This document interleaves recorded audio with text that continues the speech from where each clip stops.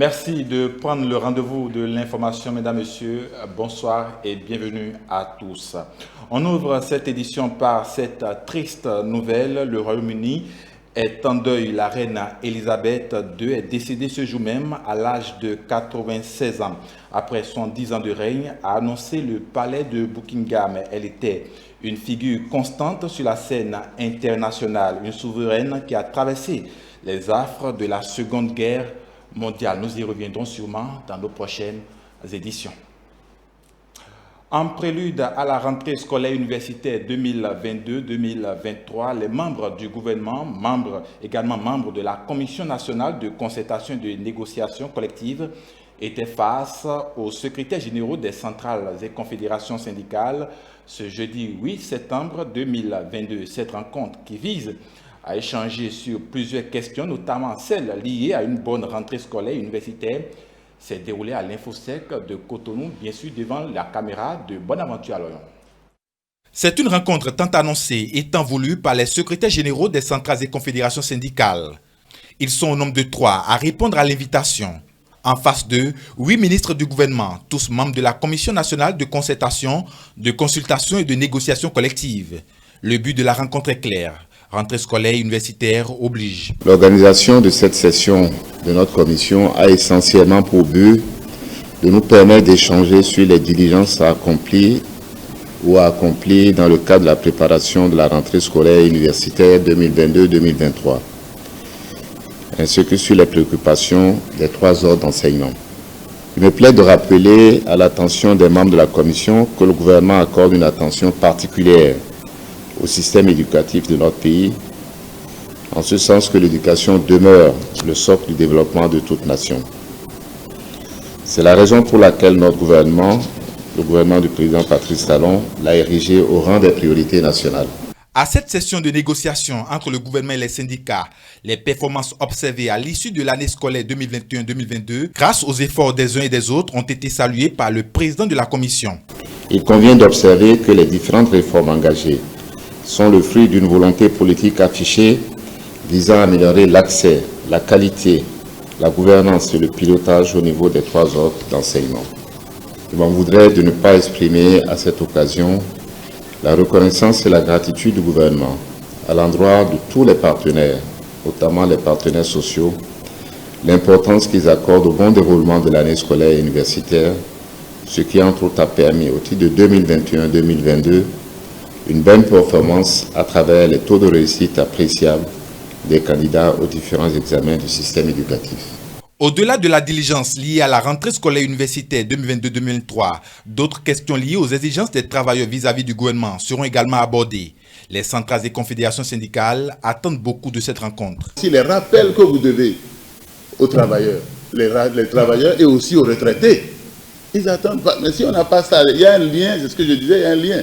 Si les gens n'ont pas les possibilités d'aller effectuer la rentrée pour les enfants, ça va être un problème. Vous pouvez faire des diligences, mais la rentrée va être une rentrée à problème parce qu'il faut d'abord vivre, manger. Alors on vivote déjà avant d'aller acheter les fournitures et tout ça. Que véritablement, que l'on puisse nous donner des informations rassurantes qui vont permettre le bon déroulement de l'année scolaire et universitaire. Nous souhaitons que des dispositions soient prises pour que les différentes catégories d'enseignants, du primaire, de la maternelle, du secondaire, du supérieur, qui ont des différentes revendications, que des dispositions soient prises pour que les gens soient pris en compte. Plusieurs prises de résolution, gages d'une rentrée apaisée, sont attendues à l'issue de cette rencontre de négociation. Et puis, à l'issue des échanges, le gouvernement répond favorablement aux nombreuses doléances des confédérations syndicales, notamment les aspirants au métier d'enseignant, pour permettre à cette catégorie d'enseignants de démarrer convenablement la rentrée scolaire 2022-2023. Le gouvernement a décidé de mettre à la disposition de ces derniers une avance salariale. Ainsi, tous les AME recevront en ce mois de septembre une paie en guise d'avance. On suit le ministre d'État, ministre chargé de la coordination de l'action gouvernementale. La session, qui est une session extraordinaire, a été consacrée exclusivement aux questions liées à la rentrée scolaire. Et après la présentation des ministres, des 3 ministres chargés de l'éducation, nous avons échangé sur les conditions de préparation de la rentrée et nous avons convenu que les conditions de cette préparation s'est bien passée. La rentrée scolaire prochaine de ce mois de septembre va se passer dans des conditions normales. Le principal sujet de préoccupation et du gouvernement et des partenaires sociaux, vous le savez, a été la situation des AME, des aspirants au métier d'enseignant, où le gouvernement continue de travailler sur les conditions d'amélioration de leurs conditions de travail. Le gouvernement a annoncé à la session qu'en attendant que des décisions soient prises d'ici quelques semaines, pour faciliter la reprise des classes par les AME, une avance de salaire d'1 mois de salaire leur sera accordée dès ce mois de septembre. Je crois que ça a été bien accepté et bien perçu par les centrales syndicales qui étaient à la réunion. Voilà ce que je peux vous dire. Également, ce mercredi 7 septembre 2022, il a été décidé en Conseil des ministres de la fusion de l'hôpital d'instruction des forces armées béninoises par le Centre hospitalier national et universitaire Hubert Koutoukou Maga de Cotonou. Cette décision s'explique par la volonté du gouvernement de dynamiser ces deux structures afin d'en optimiser les prestations au profit des usagers. On revient dans cet élément sur cette décision et ce que pensent les citoyens de la ville de Cotonou de cette initiative gouvernementale. Le Centre national hospitalier universitaire Hubert Koutoukou Maga ne sera plus qu'un avec l'hôpital d'instruction des armées de Cotonou. C'est la décision prise ce mercredi 7 septembre 2022 au Conseil des ministres. Une décision qui intervient par la volonté du gouvernement de fusionner ces deux structures afin d'en optimiser les prestations au profit des usagers. Certaines compétences et spécialités disponibles ne sont pas suffisamment utilisées, de même que les infrastructures, ce qui est de nature à créer des préjudices aux patients. La mise en commun des moyens va donc favoriser la mutualisation des ressources disponibles dans les deux structures, le renforcement des pôles de spécialité, une plus grande efficacité dans la prise en charge des urgences, une meilleure organisation s'agissant de l'approvisionnement en intrants et de l'acquisition des équipements, de même que la facilitation de la référence et de la contre-référence ou la continuité des soins. Cette décision, même si elle est salutaire, suscite quand bien même quelques inquiétudes au sein des citoyens. Déjà, c'est une avancée, mais à bien y voir, je ne crois pas que mettre l'armée et les civils ensemble serait idéal, puisque déjà ils n'ont pas reçu les mêmes formations. Et en dehors de ça, si c'était deux corps de l'armée différents, ce serait compréhensible. Pour moi, je vois que c'est une bonne initiative que le gouvernement a prise, parce que c'est deux entités qui ont des compétences différentes. Pour moi, si les ont combinés, il peut y avoir plus d'efficacité. Si on va fusionner ces compétences-là, selon moi, ce sont les patients qui seront gagnants. Et en plus, l'État va faire des économies. En termes d'équipement, les deux structures, les deux entités seront ensemble. Donc, pas besoin de dire, bon, pour telle maladie, allez-y au camp Guédo pour chercher telle compétence, tel spécialiste. Mais l'idée que j'ai tout de suite est que bon, il vaut mieux les garder, chacun dans son camp. Parce que la formation reçue n'est jamais la même. Et la rigueur que les gens de l'armée ont subie est carrément différente de celle que les civils ont subie. Donc, je ne pense pas qu'il y aurait d'entente entre eux autour du travail. Les dispositions seront donc prises par le gouvernement pour la mise en place des organes de gouvernance du nouveau Centre national hospitalier Hubert Koutoukou Maga et de l'autre côté des citoyens, leurs attentes restent toujours grandes. Voilà un reportage de Ruth Ronjoy et de Isaac Mongbo. Et puis les contours de cette mise en commun du CNHU Hubert Koutoukou-Maga et l'hôpital d'instruction des armées de Cotonou ont été analysés sur le grand soir ce mercredi 7 septembre 2022. Les appréciations des invités dans ce compte-rendu qui porte bien sûr la signature de Jeannot Dopeyon. L'absorption de l'hôpital d'instruction des armées par le Centre national hospitalier et universitaire Hubert Koutoukou-Maga a été l'un des sujets abordés dans la rubrique Ça se discute de ce 7 septembre 2022. Le juriste Julio Tometti trouve pertinent cette décision du gouvernement. Si une telle décision a pu être prise, c'est que les acteurs ont forcément mûri la chose. N'importe quoi n'atterrit pas en Conseil des ministres pour se voir délibérer. Donc ça doit être un processus qui est parti d'un diagnostic, d'un constat, d'un diagnostic, et ça va se poursuivre, puisque le ministre de la Santé a été instruit au fin de poursuivre la démarche pour voir est-ce qu'on ira jusqu'à peut-être changer de dénomination ou d'autres éléments de précision qui pourront être apportés. Et il faut le dire, la maladie n'attendra pas le résultat. Donc nous espérons que ça va être opérationnel au plus tôt pour offrir une meilleure satisfaction aux patients. Pour le journaliste Daniel Dassi, cette fusion va à coup sûr améliorer la qualité des soins dans ce centre de référence. C'est le bonheur des citoyens.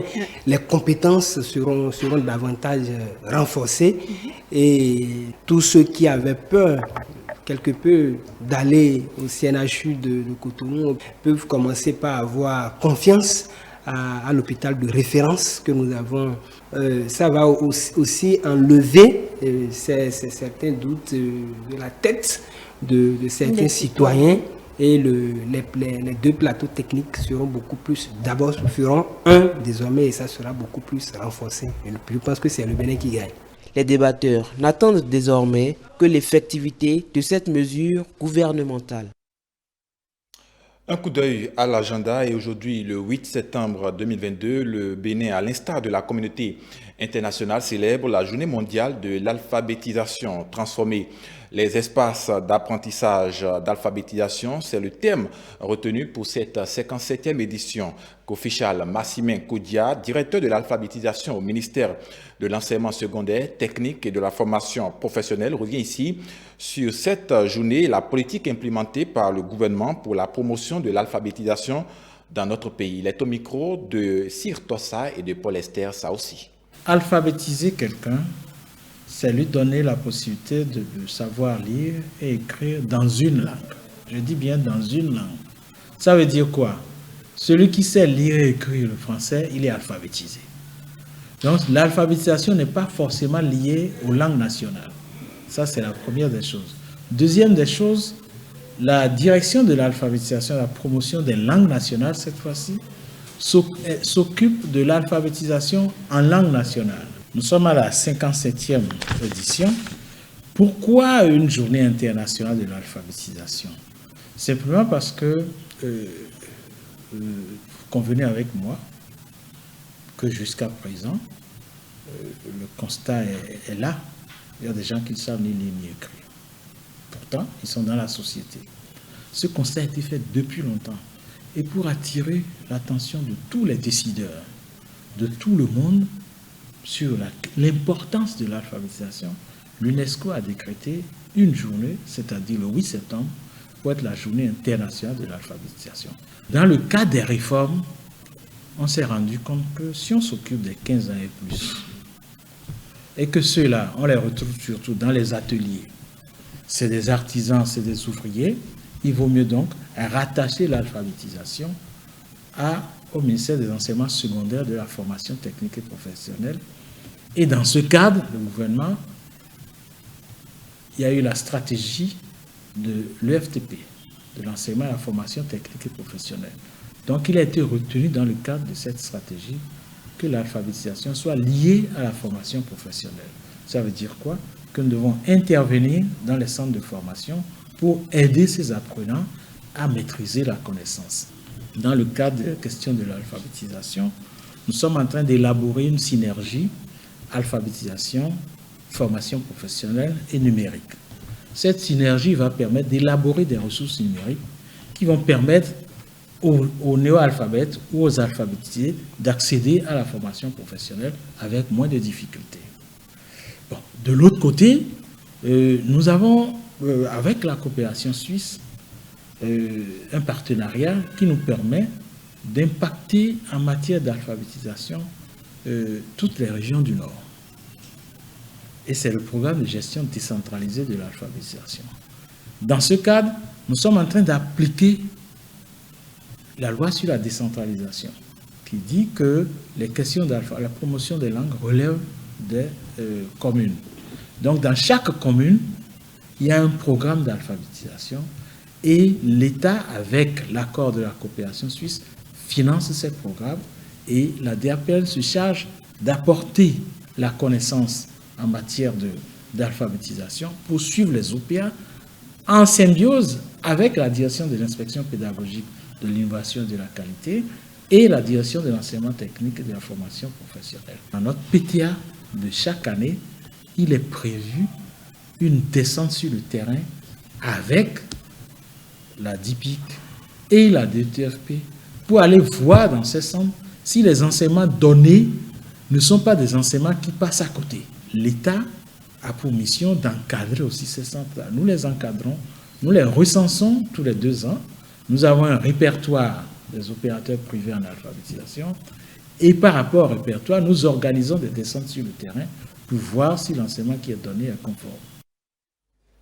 L'extrémisme violent a pris ces dernières années des proportions inquiétantes, mettant en péril le développement et la paix dans les pays du Golfe de Guinée. C'est pour réfléchir sur cette menace que se tient depuis ce mardi 6 septembre 2022 un dialogue national à Cotonou. Au thème des échanges, de mécanismes nouveaux seront définis à cet effet. Compte rendu. Les menaces nous assaillent et se précisent davantage. Les mesures sécuritaires doivent être accompagnées de mesures civiles, de mesures de développement et de mesures de dialogue. Ces propos dépeignent la nécessité pour le Bénin d'aller au-delà de la réponse militaire face à l'extrémisme violent dans les pays du Golfe de Guinée. Alternative moderne. Ce dialogue national qui s'est ouvert ce mardi donne l'occasion de réfléchir sur les actions à mener pour éradiquer le phénomène. L'Association pour la paix et la prévention de l'extrémisme violent dans les pays du Golfe de Guinée, APEV Bénin, et le programme de prévention de la violence du département fédéral des affaires étrangères de la Suisse ont organisé cet espace de dialogue pour contribuer à la modélisation des outils et démarches de la prévention de l'extrémisme violent. Cette rencontre est un pas de plus sur un long chemin et en même temps elle est, nous l'espérons, le départ de quelque chose de nouveau pour partager et discuter avec un parterre de personnalités publiques et de chercheurs du Bénin et de la sous-région. Pendant 3 jours, décideurs, membres du corps diplomatique, représentants de divers services publics et acteurs de la société civile sont appelés à échanger sur les conditions du vivre ensemble au Bénin, les causes sociales, politiques et économiques de l'extrémisme violent. Malgré les efforts consentis par les pays touchés par ce phénomène et l'appui de la communauté internationale, aucun répit ne s'observe. Et tel un ouragan, il s'exporte d'un pays à l'autre. La porosité des frontières avec des pays déjà touchés, la proximité sociale, culturelle et culturelle entre ressortissants des différents pays de la région occasionnent des interactions diffuses et difficiles. Les enjeux liés aux différents modes de vie de certaines communautés, tels les pasteurs, les agriculteurs, souvent à l'origine de tensions, voire de violences, se trouvent exacerbés et objets d'instrumentalisation, y compris au plan transfrontalier. Les conclusions de ce dialogue national seront partagées avec les différents acteurs engagés dans la prévention de l'extrémisme violent. Les réflexions pourraient permettre de souligner les causes profondes de la violence extrême. Et puis, hors de nos frontières, face au changement climatique et à la pénurie de carburant, le développement sobre en carbone et durable est devenu le consensus de la communauté internationale. À Hangzhou, le chef-lieu de Xinjiang, un forum est en cours sur le développement de l'énergie verte avec des représentants de Chine, d'Europe et d'Afrique. Promouvoir le développement mutuel de l'énergie verte. Plus d'une centaine d'experts, de dignitaires et d'intellectuels de Chine, d'Europe et d'Afrique se sont réunis dans la ville de Hangzhou, dans l'est de la Chine, pour discuter de la feuille de route potentielle pour lutter contre le changement climatique, pour la finance verte et la neutralité carbone. En Chine, le gouvernement s'efforce d'atteindre un pic d'émissions de CO2 avant 2030 et de devenir neutre en carbone avant 2060. Les experts présents à l'événement soulignent que la coopération, la cohérence et le consensus sont essentiels pour bâtir une économie alimentée par l'énergie verte.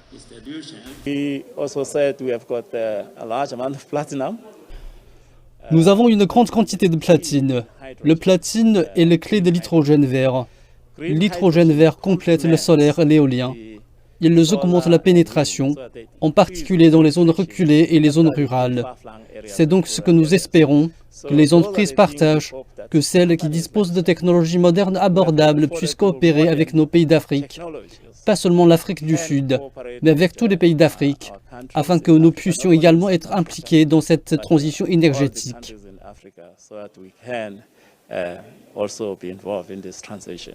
Les gouvernements s'appuient également sur le secteur privé car les entreprises à forte intensité énergétique auront un impact sur les efforts de transition. La société allemande Bosch a indiqué avoir pour objectif de construire 4000 stations d'approvisionnement en hydrogène d'ici 2030.